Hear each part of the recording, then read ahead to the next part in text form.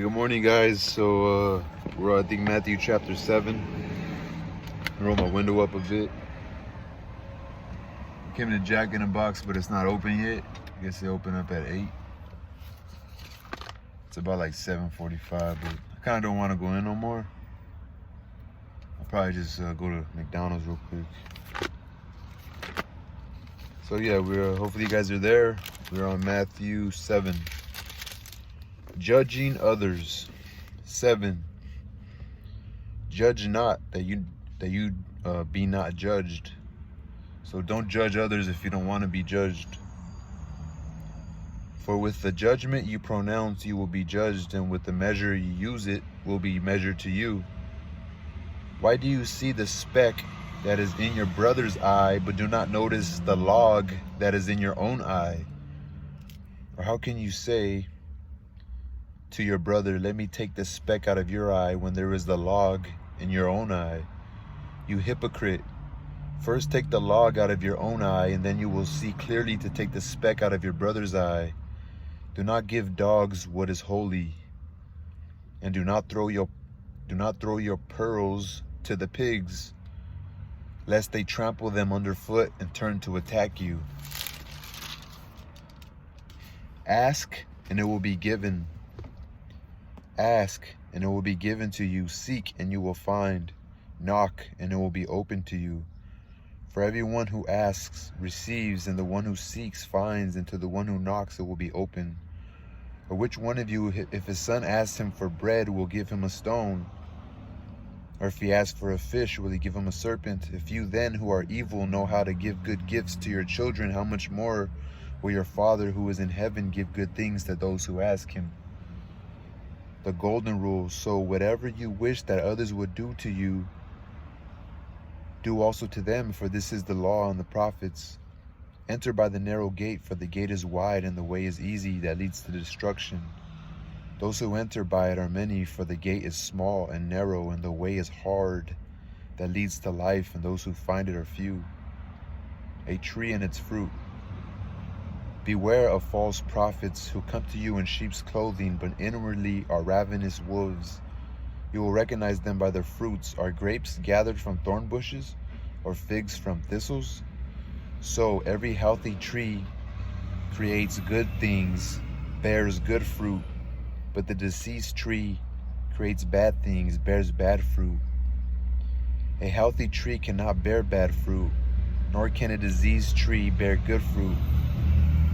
Every tree that does not bear good fruit is cut down and thrown into the fire. Thus you will recognize them by their fruits, by their deeds, by their character, by how they act and treat people, by how they treat themselves,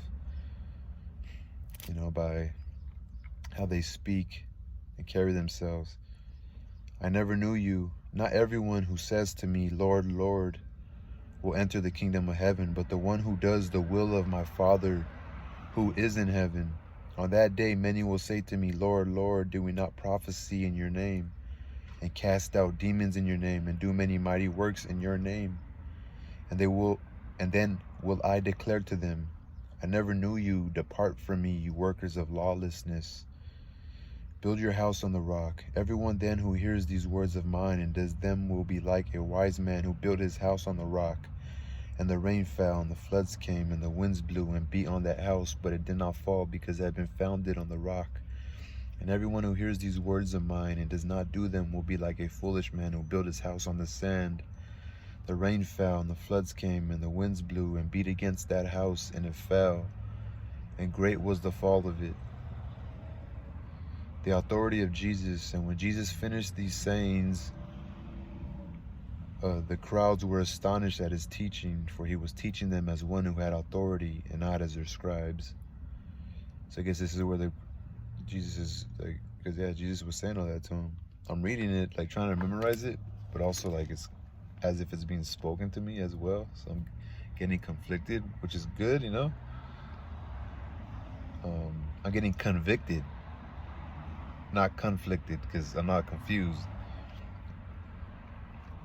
I'm getting conviction. Like, you've been convicted of a crime, so like a lot of this is saying like, don't be I need to really live like this. I'm thinking about myself I was thinking earlier, because I have like this defense up, especially when I'm collecting cans and people look at me, and like it feels kind of sketchy sometimes, because it's like